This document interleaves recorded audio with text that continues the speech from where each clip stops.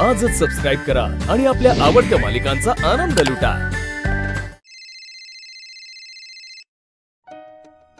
बोला वकील साहेब, झालं का काम? आला का सुनबाईचा फोन? नाही मॅडम, त्यांचा फोन तर नव्हता आला।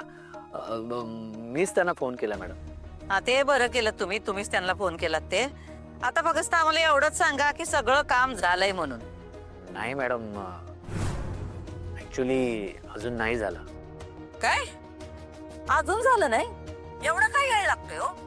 अहो, अशा कितीतरी नोटिसा तुम्ही आम्हाला तयार करून दिल्यात की, मग आज एवढा काय वेळ लागतोय? हा, अर्ध्या पाऊण तासाचं काम होतं, तुम्ही अख्खा दिवस घालवला, अख्खी रात्र घालवणार आता, आणि एवढं करून अजून काम झालंच नाही म्हणताय? मॅडम, अक्षरा मॅडमनी खूप करेक्शन सांगितले आणि आता सुद्धा त्यांचा मेल आलाय आणि काही गोष्टी ऍड करायच्या आहेत आणि त्यासाठी तुमचं अप्रुव्हल हवं मॅडम।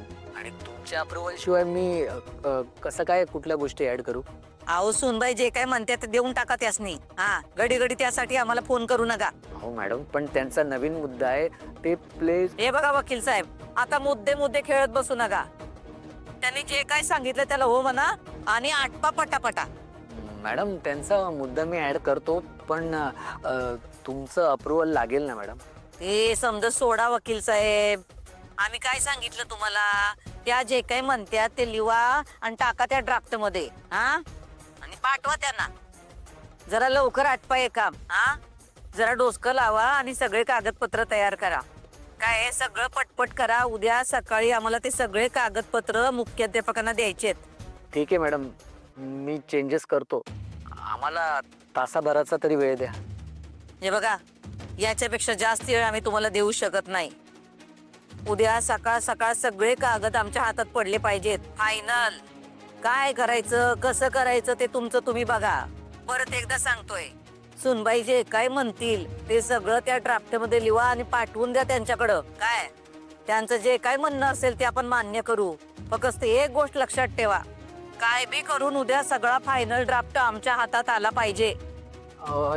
येस मॅडम, तसंच होईल। ठीक आहे, लवकर करा, वाट बघतोय आम्ही।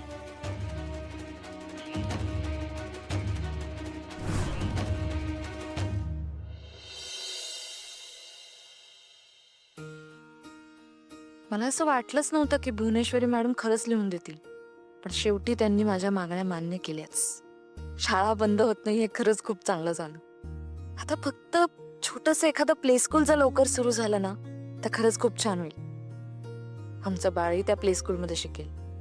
बाळाबद्दल कधी एकदा अधिपतींना सांगते असं झालंय, तेव्हा लवकर ती वेळ येऊ दे। आता मी जे ठरवलंय ते सगळं करू शकेन यासाठी मला शक्ती दे। अक्षरा, हा बाबा।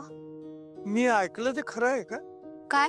त्या भुवनेश्वरी मॅडमनी कसला तरी नोटिशीचा ड्राफ्ट पाठवला म्हणे, हे मला विद्या सांगत होती का?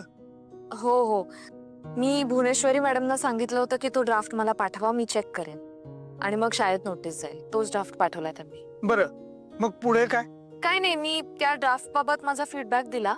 आता त्यावर मॅडम सह्या करतील आणि मग शाळेमध्ये नोटीस जाईल, म्हणजे शाळा कायमस्वरूपी सेफ होईल बाबा।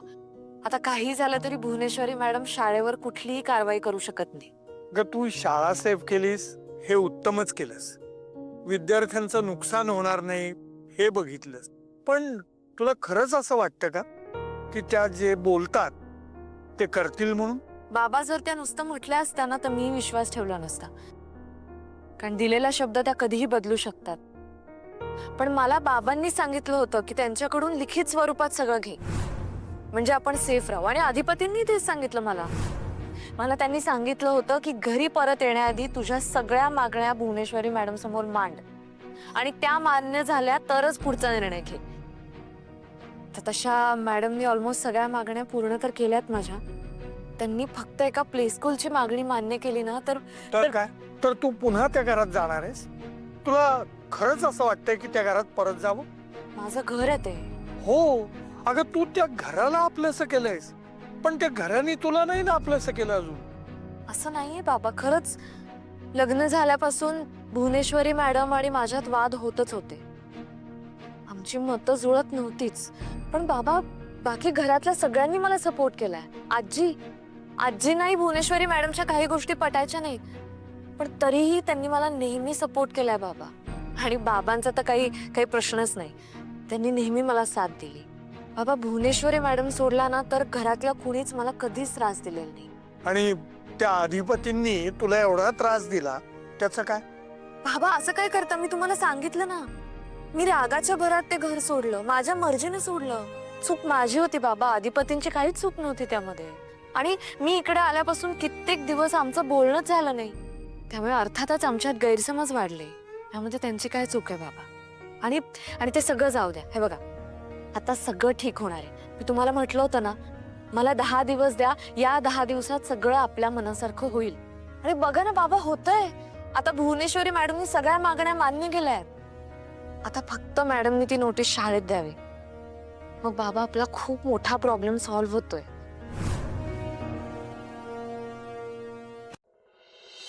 धनाजी, एक चांद रे. Good morning. हा? मी गुड मॉर्निंग म्हणालो, तू दचकतेस का? नाही म्हणजे असं गुड मॉर्निंग असं काही ऐकायची सवय नाही आम्हाला, म्हणून एकदम. दिवसाची सुरुवात चांगली व्हावी म्हणून गुड मॉर्निंग म्हणालो मी. झाली आमच्या दिवसाची सुरुवात चांगली झाली. काय झालं? कशाचं? आता ते शाळेच्या संदर्भातली कागदपत्र तयार करून घेणार होतीस ना? हा, त्यानं सांगितलंय तयार करायला. कवाच सांगितलंय. नाही, पण मग अजून सहीसाठी कागदपत्र आली कशी नाहीत म्हणून तुला विचारलं मी. त्यावर सूर्यवंशी,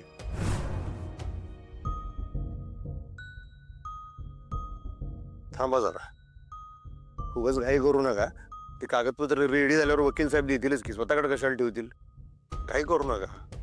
आई साहेबांना पण टेन्शन देऊ नका तुम्ही. आता जरा थांबा. अरे मी टेन्शन देत नाही अधिपती, मी फक्त विचारतोय तिला.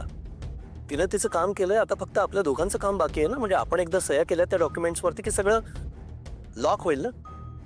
म्हणून मी आपलं तिला विचारलं की काय झालं बाबा, मी टेन्शन कशाला देऊ अधिपती?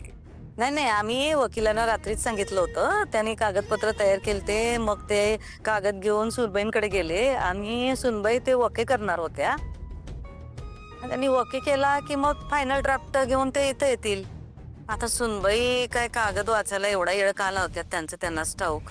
काय लवकरात लवकर ते कागद आमच्या हातात आले पाहिजेत, त्याचीच वाट बघतोय आम्ही. मला काय वाटतं, एकदा फोन करून विचारते वकिलांना की काय बाबा, कुठपर्यंत आलेत, काय स्टेटस आहे, विचार. फोन करतो. आत येऊ का सरकार? या वकील साहेब, तुमचीच वाट बघायलो आम्ही. या. नमस्कार. नमस्कार. नमस्कार. झाली कागदपत्र तयार झाली? हो, सगळे मदतीला होते म्हणून काम पटापट झालं. बसा वकील साहेब, बसा तुम्ही. मोठे मालक, एकदा वाचून घ्या आणि मग सह्या करा. अधिपती, तुम्ही पण सह्या करा. नाही, वाचायची काही गरज वाटत नाही मला. म्हणजे अक्षरांनी सगळा ड्राफ्ट बघून ओके केलेलं असेल ना, तिनं जे पाहिजे ते त्याच्यामध्ये आणलेलं असेल, तर काय वाचायला कशाला हवा? तरी पण एक नजर मारा तुम्ही. आम्ही त्यावर कुलपगाऱ्यांना बोलवतो, फोन करतो त्यांना. हा, आलोच आम्ही.